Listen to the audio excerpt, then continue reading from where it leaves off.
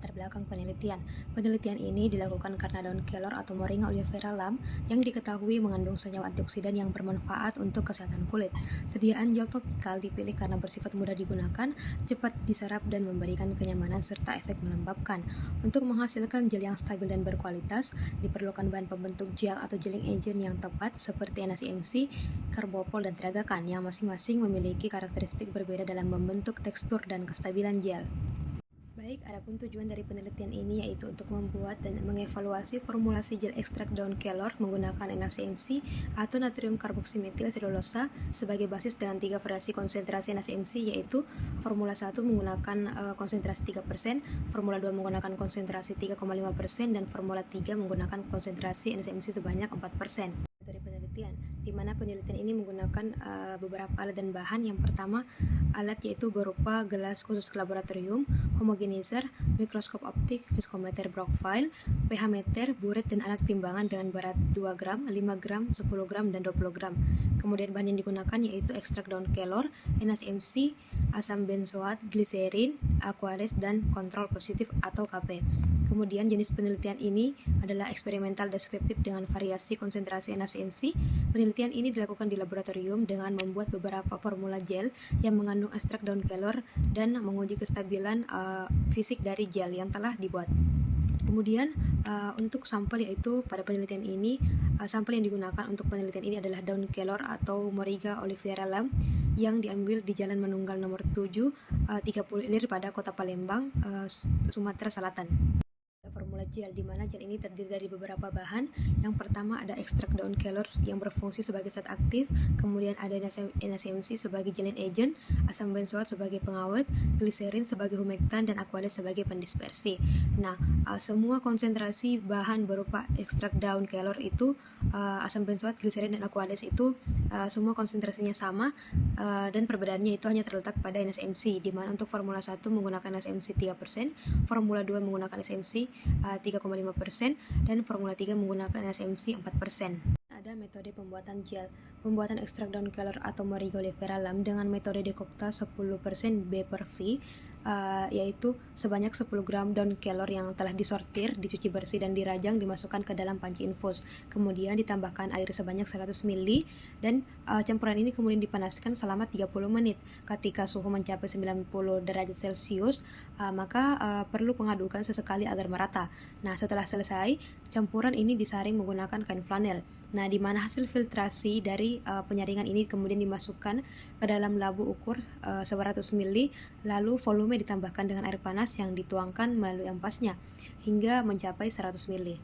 Evaluasi gel, di mana evaluasi sediaan gel sari daun kelor pada penelitian ini dilakukan pada hari pertama pada saat pembuatan gel tersebut, kemudian pada hari ke-7, hari ke-14, hari ke-21, dan hari ke-28 selama penyimpanan pada suhu ruangan, di mana evaluasi ini artinya dilakukan tiap 7 hari selama 5 kali penelitian. Selanjutnya yaitu uji organoleptis. Pemeriksaan organoleptis dilakukan dengan mengamati perubahan bentuk, warna, dan juga bau dari sediaan gel selama penyimpanan di suhu ruang. Ketentuan organoleptis pada sediaan gel harus stabil dalam waktu penyimpanan tertentu. Bentuk atau konsentrasi sediaan dipengaruhi oleh nilai viskositas. Viskositas yang tinggi menunjukkan adanya ikatan yang kuat antar molekul penyusul gel. Adapun hasil evaluasi, yaitu bentuknya setengah padat dan juga warnanya kuning muda menjadi lebih gelap selama minggu ketiga dan minggu keempat. Adapun baunya itu khas daun dan perubahan warna dan juga bentuk yang disebabkan oksidasi dan penyimpanan yang kurang stabil. Selanjutnya yaitu pengujian homogenitas atau uji homogenitas. Pengujian homogenitas dilakukan dengan mengoleskan sediaan pada kaca transparan. Pengujian ini dilakukan untuk mengamati susunan sediaan berbentuk homogen dan tidak ada yang menggumpal. Semakin kecil dan seragam bentuk partikel, maka sediaannya pun semakin stabil. Adapun hasil evaluasi, semua formula homogen dan tidak ada partikel kasar ataupun penggumpalan yang diamati dengan menggunakan mikroskop. Homogenitas penting untuk menjamin stabilitas dan kenyamanan penggunaan. Baik, selanjutnya yaitu uji pH. Pengukuran pH bertujuan untuk mengetahui gel yang dihasilkan apakah dapat diterima oleh kulit atau tidak. Biasanya pH gel diukur dengan menggunakan pH meter. Ketentuan pH tiap formula yang menunjukkan kestabilan berada dalam rentang pH kulit 4,0 sampai 7,0, sehingga dapat disimpulkan bahwa gel yang telah dibuat tidak akan mengiritasi kulit dan memenuhi persyaratan parameter sifat fisik dan juga stabilitas gel yang baik. Adapun rentang pH atau hasil rentang pH itu 5,2 sampai 5,5 sesuai standar pH gel topikal 4 sampai 7 dan juga aman untuk kulit dan tidak menyebabkan iritasi. Baik, selanjutnya yaitu uji viskositas. Uji viskositas gel pada penelitian ini diukur menggunakan viskometer Brookfield dengan spindle 64 dan juga kecepatan 30 putaran per menit. Siapkan tiap-tiap sampel, kemudian pindahkan ke dalam beker gelas. Lalu letakkan sampel di bawah viskometer Brookfield, masukkan spindle ke dalam sampel yang akan diukur sampai mencapai kedalaman tertentu, putar spindle ke dalam menggunakan arus listrik sampai jarum bergerak dan viskometer menunjukkan angka tertentu. Adapun hasilnya yaitu formula pertama 6315 CPS, formula kedua 7159 CPS, dan juga formula ketiga yaitu 7573 CPS. Adapun kesimpulannya yaitu semakin tinggi konsentrasi NaCMC maka viskositasnya pun meningkat. Kemudian uji daya sebar. Mengetahui pemerataan gel pada saat diaplikasikan pada kulit, gel ditimbang 0,5 gram, kemudian diletakkan di atas kaca objek berskala. Di atas gel diletakkan kaca objek lain dan beban tertentu yaitu 2 gram, 5 gram, 10 gram, dan juga 20 gram, dan dibiarkan selama 60 detik. Kemudian dicatat penyebarannya. Sesuai dengan persyaratan dalam Depkes Republik Indonesia tahun 1979, daya sebar gel yang baik antara 5-7 cm. Formula 1 menghasilkan daya sebar terbaik tanpa beban 5,7 cm dan beban 20 gram 7,2 cm. Dan adapun formula ketiga, daya sebar terkecil tanpa beban yaitu 4,1 cm, beban 20 gram yaitu 5,1 cm. Kemudian uji daya tercuci. Uji daya tercuci atau washability test adalah metode sederhana namun efektif yang digunakan untuk mengevaluasi kemudahan suatu sedian topikal seperti gel untuk dibersihkan dari kulit setelah diaplikasikan atau setelah pemakaian. Uji ini penting terutama untuk produk yang akan digunakan pada area kulit terbuka atau dalam kondisi di mana sisa produk tidak diinginkan, seperti produk kosmetik, dermatologis, ataupun antiseptik topikal. Uji daya tercuci dilakukan dengan cara 1 gram gel dioleskan pada punggung tangan, kemudian dicuci menggunakan air yang dilewatkan melalui buret dengan perlahan-lahan. Dan amati secara visual ada atau tidaknya gel yang tersisa pada telapak tangan. Kemudian catat volume air yang terpakai.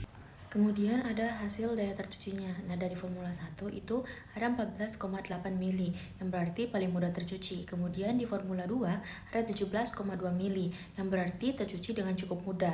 Dan juga ada formula ketiga yaitu 20,1 mili, yaitu paling sulit tercuci. Nah, formula 1 14,8 mili, formula 2 17,2 mili, dan juga formula 3 ini 20,1 mili. Nah, formula 1 paling mudah tercuci karena viskositasnya itu rendah. Kemudian ada uji Freestraw atau buku lele. Nah, ini tuh digunakan untuk mengevaluasi stabilitas fisik suatu sediaan gel atau sediaan emulsi, suspensi, atau krim. Nah, terhadap perubahan suhu ekstrim dan juga fluktuatif yang sering terjadi selama distribusi, penyimpanan, atau penggunaan. Nah, uji ini tuh mensimulasikan kondisi stres untuk menilai apakah sediaan ini dapat mempertahankan kestabilannya atau tidak terjadi pemisahan fase, perubahan warna, viskositas, ataupun tekstur. Nah, setelah siklus ini atau siklus pendinginan ini dan pemanasan berulang, evaluasi Freestraw itu dilakukan terhadap 3 batas untuk setiap formula. Nah, beserta basisnya ini selama 6 siklus. Nah, satu siklus itu terdiri dari 1,24 jam pada suhu 4 derajat Celcius dan juga 1 kali 24 jam pada suhu 40 derajat. Nah, kemudian dari setiap siklus yang diamati terjadinya pemisahan fase dan juga perubahan globul pada suhu kamar pada siklus ke 0, 1, 2, 3, 4, 5, dan 6, sediaan yang stabil ditunjukkan dengan tidak terbentuknya pemisahan. Nah, 6 siklus atau satu siklus sama dengan 24 jam, yaitu suhu 4 derajat Celcius ditambah 24 jam suhu 40 derajat Celcius. Nah, tidak terjadi pemisahan fase atau perubahan bentuk pada ketiga formula ini.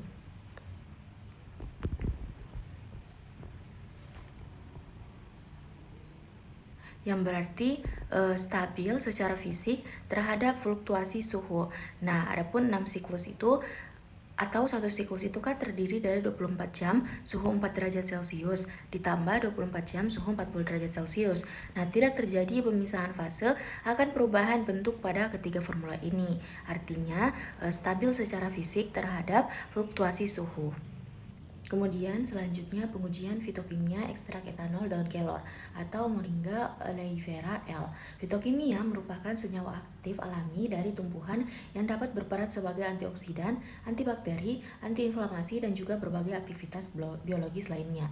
Nah, pelapisan fitokimia adalah langkah awal dalam mengidentifikasi keberadaan golongan senyawa tersebut dalam ekstrak tanaman. Nah, dalam kasus ini, ekstrak etanol daun kelor diuji untuk 3 golongan senyawa, yaitu flavonoid, saponin, dan juga tanin. Ekstrak etanol daun kelor positif mengandung flavonoid, saponin, dan juga tanin. Nah, ditandai dengan pada flavonoid warna coklat kekuningan dengan reaksi dengan H2SO4, dan kemudian saponin dengan reaksi busa 1,2 cm stabil selama 10 menit, kemudian tanin warna hijau kehitaman dengan reaksi dengan FeCl3. Ini menunjukkan bahwa daun kelor memiliki potensi farmakologis yang signifikan terutama dalam bidang antioksidan, yaitu flavonoid dan juga tanin, antimikroba dan imunomodulator, yaitu saponin dan juga tanin, dan juga pengobatan alami berbagai penyakit inflamasi atau infeksi. Kemudian hasil keseluruhan dan juga pembahasan. Nah, semua formula ini menunjukkan stabilitas dan karakteristik fisik yang baik. Namun pada formula 1 lebih encer, mudah tercuci, daya sebarnya itu lebih luas, namun stabilitas warna dan juga bentuknya itu lebih rendah. Nah, kemudian formula 2 hasil paling seimbang, viskositasnya itu cukup, daya sebarnya cukup, stabil secara warna, bentuk, dan tahan terhadap freeze-thaw. Kemudian formula ketiga itu lebih kental, daya sebarnya kecil, agak sulit dicuci, namun tetap stabil. Kemudian kesimpulan, ketiga formula gel berhasil diformulasikan dan juga diuji secara fisik. Nah, pada formula 2 mengandung NaCNC 3,5%, teridentifikasi sebagai formula terbaik karena menunjukkan stabilitas fisik paling baik, tidak mengalami pemisahan fase selama uji freeze-thaw, serta memiliki tekstur dan juga viskositas yang paling sesuai untuk penggunaan topikal, sehingga formula ini dinilai paling optimal untuk dikembangkan lebih lanjut karena daya sebar dan daya cucinya itu yang seimbang. Sekian dari kelompok kami, lebih dan kurangnya mohon dimaafkan. Wassalamualaikum warahmatullahi wabarakatuh.